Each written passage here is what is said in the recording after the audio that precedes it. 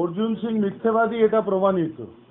2019-এর হলফনামাতে, এই দেখুন 2019-এর হলফনামা, এই 2019-এর হলফনামাতে দেখবেন যে কোথাও এখানে ডিপেন্ডেন্টের জায়গায় কোথাও লেখা নেই যে অভিরূপ সিং কে। অভিরূপ সিংয়ের নাম নেই এখানে 2019-এর হলফনামাতে। কিন্তু 2024-এর যখন হলফনামাতে চলে আসবেন সেখানে দেখবেন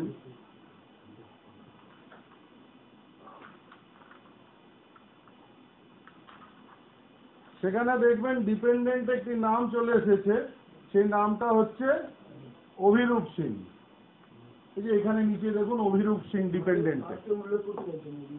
এই অভিরূপ সিং কে প্রশ্ন করছি, যিনি বিজেপির ক্যান্ডিডেট, হিন্দুত্ব নিয়ে কথা বলেন, রামকে নিয়ে কথা বলেন, তাকে প্রশ্ন করছি এই অভিরূপ সিংটা কে?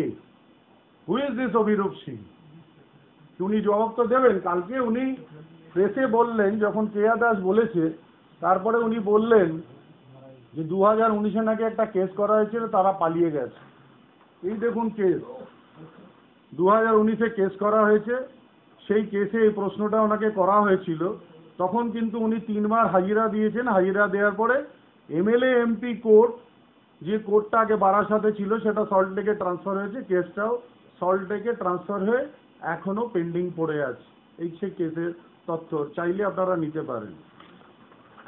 এবার দেখুন অভিরূপ সিং, দ্য কলকাতা মিউনিসিপ্যাল কর্পোরেশনের কাগজ, যেখানে অভিরূপ সিং দেখা যাচ্ছে অর্জুন সিং এর ছেলে এবং শ্রাবন্তী সিংহ রায়ের ছেলে। এখানে স্পষ্ট দেখা যাচ্ছেন তিনি হচ্ছেন শ্রাবন্তী সিংহ রায় মা, অর্জুন সিং বাবা। ক্যালকাটা কর্পোরেশনের বার্থ সার্টিফিকেটে দেখা যাচ্ছে। এটাও বার্থ সার্টিফিকেট, যে হসপিটালে তিনি জন্মগ্রহণ করেছেন সেখানকার এটা একটা সার্টিফিকেট, নার্সিং হোম সার্টিফিকেট। এখানে হচ্ছে শ্রাবন্তী সিংহ রায়ের পাসপোর্ট, যে পাসপোর্টে উল্লেখ আছে যে অভিরূপ সিং তার ছেলে এবং তিনি থাকেন হচ্ছেন ওম টাওয়ার, সেটা স্পষ্টভাবে এখানে লেখা আছে। এবার আসুন এই কাগজটাতে স্পষ্টভাবে দেখুন, আপনারা নিশ্চয়ই দেখতে পাচ্ছেন অর্জুন সিং এবং শ্রাবন্তী সিংহ রায়, যেখানে এই এফিডেভিটে লেখা আছে যে শ্রাবন্তী সিংহ রায় হচ্ছেন তেনার স্ত্রী। তাহলে হলফনামায় শ্রাবন্তী সিংহ রায়ের নাম নেই কেন? এই প্রশ্নটা অর্জুন সিং এর কাছে। উনি কালকে প্রেস মিডিয়ার সামনে বললেন যে আমার কোনো দ্বিতীয় স্ত্রী নেই, উনি এই কথাটা বললেন। তাহলে এই সার্টিফিকেটটা, এফিডেভিটটা তাহলে কি? তাহলে এই যে বার্থ সার্টিফিকেটটা যেখানে অর্জুন সিং এর নাম আছে সেটা কি? তাহলে উনি কোনটা অস্বীকার করছেন? উনি পবন সিং এর মা উষা সিংকে অস্বীকার করছেন না শ্রাবন্তী সিংহ রায়কে অস্বীকার করছেন? তাহলে কি উনি অস্বীকার করছেন যে পবন সিং ওনার ছেলে নয়, অভিরূপ সিং ওনার ছেলে? কাকে উনি আজকের দিনে স্বীকারোক্তি দিচ্ছেন? আর যেখানে উনি বলছেন যে আমি বিজেপির ক্যান্ডিডেট, যেখানে আজকে বিজেপি হিন্দুত্বর নামে চলছে, তো ভারতের as per Hindu marriage act একটি স্ত্রী থাকার পরেও আর একটি স্ত্রী হতে পারে না। তাহলে অর্জুন সিং সাংবাদিকদের মিথ্যে কথা বলছে এবং ব্যারাকপুর লোকসভার প্রত্যেকটি জনগণকে তিনি মিথ্যে তার তথ্য দিচ্ছেন। তারপরেও তিনি প্রেস মিডিয়ার কাছে উনি মিথ্যে কথা বলছেন যে আমার কোনো দ্বিতীয় স্ত্রী নেই। আর আমি বলছি, যেটা মহিলা মোর্চার তরফ থেকে বলা হয়েছে, এই নারী নির্যাতন কেন? আজকে সন্দেশখালি নিয়ে উনি বলছেন যে সন্দেশখালিতে নারী নির্যাতন হয়েছে, তাহলে কি এটা নারী জীবনের অপমান নয়? এটা কি একটা নারীর অপমান হলো না? যে যার ছেলে থাকা সত্ত্বেও তাকে স্বীকৃতি দিচ্ছেন না, তাহলে কি উনি কাপুরুষ? যে উনি সত্যিটা বলতে পারছেন না? জনগণের সামনে তো ওনাকে সত্যটা বলতে হবে, নাকি শুধুমাত্র এই পরিবারটাকে রেখেছেন তার কালো 2 নম্বরি টাকাটা তাদের নামে রাখার জন্যে? কোনটা করেছেন উনি? তাহলে জনগণকে তো সবটাই ওনাকে জানাতে হবে। উনি জনগণের প্রতিনিধি হওয়ার জন্যে ইলেকশনে দাঁড়িয়েছেন, তো তার সত্যটা এফিডেভিটের মাধ্যমে প্রত্যেকটাই ওনাকে জানাতে হবে জনগণকে। তাহলে জনগণ, যে জনগণকে উনি মিথ্যে তথ্য দিচ্ছেন, তার মানে এটাই বাস্তবে হচ্ছেন যে উনি একটি মিথ্যেবাদী। উনি মিথ্যে কথা বলেন, জনগণকে ঠকাচ্ছেন। গত 5 বছরে উনি জনগণকে ঠকিয়েছেন। এই 5 বছরেও যেহেতু কেস হয়েছিল বলে উনি শুধুমাত্র অভিরূপ সিংয়ের নামটা হলফনামায় দিয়েছেন, কিন্তু তার মায়ের নামটা দেয়নি। তাহলে কি উষা সিংয়ের ছেলে অভিরূপ? তাহলে পবন সিং কার ছেলে? এবং পবন সিং বিজেপির এমএলএ, তিনিও ওই জিনিসটাকে লুকিয়েছেন। তাহলে এটার মানে কি হচ্ছে যে তারা পাবলিককে, জনগণকে তারা অন্ধকারে রাখতে চাইছে, নাকি তাদের নামে টাকা পার্কিং করার বা সম্পত্তি পার্কিং করার চেষ্টা করছে? এই হলফনামে তো শ্রাবন্তী সিংহ রায়ের সম্পত্তি দেখানো হয়নি। এই হলফনামায় তো তার পরিবারের কোনো সম্পত্তির হলফনামায় দেখানো হয়নি। তাহলে তো এই হলফনামা মিথ্যে। এই নমিনেশন বাতিল করার দাবি করছি আমরা।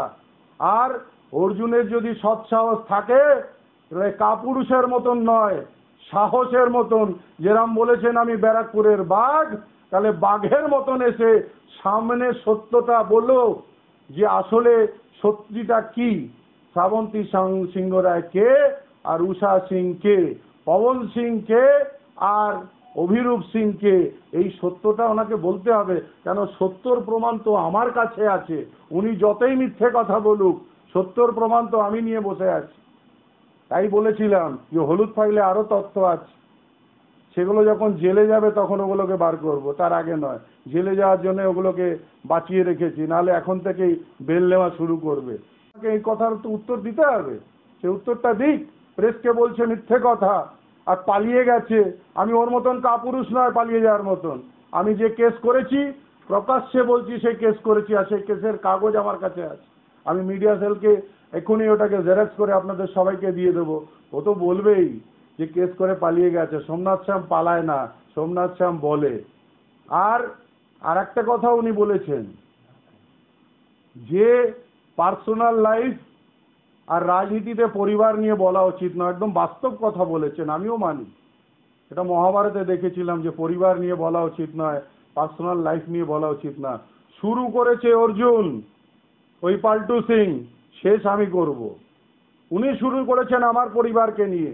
জায়গায় জায়গায় মিটিং করে বলেছেন, সোমনাথ শ্যামের পরিচয় নিয়ে প্রশ্ন তুলেছে। তাহলে আজকে আমি অভিরূপ সিংয়ের আমি প্রশ্ন করছি তার পরিচয় নিয়ে। আজকে আমি পবন সিংয়ের পরিচয় নিয়ে প্রশ্ন করছি। আজকে আমি উষা সিংয়ের পরিচয় নিয়ে প্রশ্ন করছি। আজকে আমি শ্রাবন্ত সিংহ রায়ের নামে আমি তার পরিচয় নিয়ে প্রশ্ন করছি। শুরুটা করেছিলেন অর্জুন, শেষ তো আমি করব। এক জায়গায় চুপ থাকবো না, যত বলার। ও বলেছে যে আমি ফাইল খুললে মুখ বন্ধ করে দেবে। ও খুলুক ফাইল, কত ফাইল খুলবে আমার। আমি পালিয়ে যাব না, যা বলবে তার উত্তর দেব, বলতে দিন ওকে। তাই আমার প্রেস মিডিয়ার কাছে প্রশ্ন যে আপনাদের মিথ্যেবাদী বলেছে, তাহলে আপনারাও আজকে প্রশ্ন করুন যে তথ্য তো আমাদের হাতে, আপনি প্রমাণ করে বলুন অভিরূপ সিং কে এবং অভিরূপ সিংয়ের মা শ্রাবন্তী সিংহ রায় কে, আপনার স্ত্রী? যদি বলে না, তাহলে কাগজটা দেখাবেন উনি স্ত্রী স্বীকৃতি দিয়েছেন, পাসপোর্টে উনি স্বীকৃতি দিয়েছেন, সবটাই উনি করেছেন। আর বলছেন মিথ্যে কথা বলছে। তৃণমূল কংগ্রেসের নেতৃত্বরা মিথ্যে কথা বলে না। মিথ্যে কথা বলে যারা পালিয়ে যায়, যারা লেংটি ইঁদুর, তারা এসব মিথ্যেবাদী কথা বলে। যারা শের তারা বলে না। লেংটি ইঁদুররাই এখানেই থাকে, লামাটিনাতে পড়ে। হোম টাওয়ার্সে থাকে, বেলগড়িয়াতে। এই হচ্ছে হলুদ ফাইলের কাগজ। এটাও খুলবো, এটাও খুলবো আগামী দিন। এই ফাইলও খুলবো। এই দেখুন, সোজা করে দেখুন, হলুদ ফাইলের কাগজ। এগুলো জালিয়াতির কাগজ, এগুলো সব জালিয়াতি কাগজ। যে কাগজগুলো আগামী দিন প্রমাণ করবে যে অর্জুনের মতন 420 ধান্দাবাজ চিটিংবাজ কেউ নেই। এই কাগজগুলো আগামী দিন প্রমাণ করবে। এতগুলো জমি বিক্রি করেছে, সেই জমিগুলো সব পুকুর ডোবা সব আছে। তার ভাগ্নে পিন্টু সিং, রিতেশ সিং তার নাম, সেই জমিগুলোকে সব বিক্রি করেছে। সব জমিগুলো ডোবা, সব জমিগুলো এটাই হচ্ছে সেই হলুদ ফাইল। যে হলুদ ফাইলে সবটাই দেখাতে পারবে। এই দেখুন এটাই ফাইল। ফাইলে কি আছে? এই ফাইলে এখন অনেক কিছু আছে, এরকম একটা ফাইল নয়, এরকম হলুদের 4-5টা ফাইল হয়েছে, আরো মোটা ফাইল আছে দেখো। এটা একটা হলুদ ফাইল নয়, এটা তো আজকের যে ফাইলটা বার করলাম এই হলুদ ফাইল থেকে বার করেছি। এখন তো এই ফাইলও খুলবো, এই ফাইলও খুলবো। এই ফাইলে কি আছে? এই ফাইলে আছে সেটা বলবো আপনাদের, আরেকবার ডেকে বলবো। হলুদটা একটু ধরো, হলুদটা একটু ধরো। এটা আপনাদের আগামী দিনে দেখাবো। এই ফাইলে কি আছে, এটার উপরে লেখা আছে। আরেকটা জিনিস বলে দিই, এটার উপরে লেখা আছে কৈলাসপতি নগর। দেখুন এই ফাইলটার উপরে লেখা আছে কৈলাসপতি নগর। এই যে দেখুন এটা লেখা আছে কৈলাসপতি নগর। কি করে তৈরি হলো, এই কৈলাসপতি কে, এই কৈলাসপতি কে এটাও তো জানাতে হবে। দু হাতে খালি তথ্য আছে।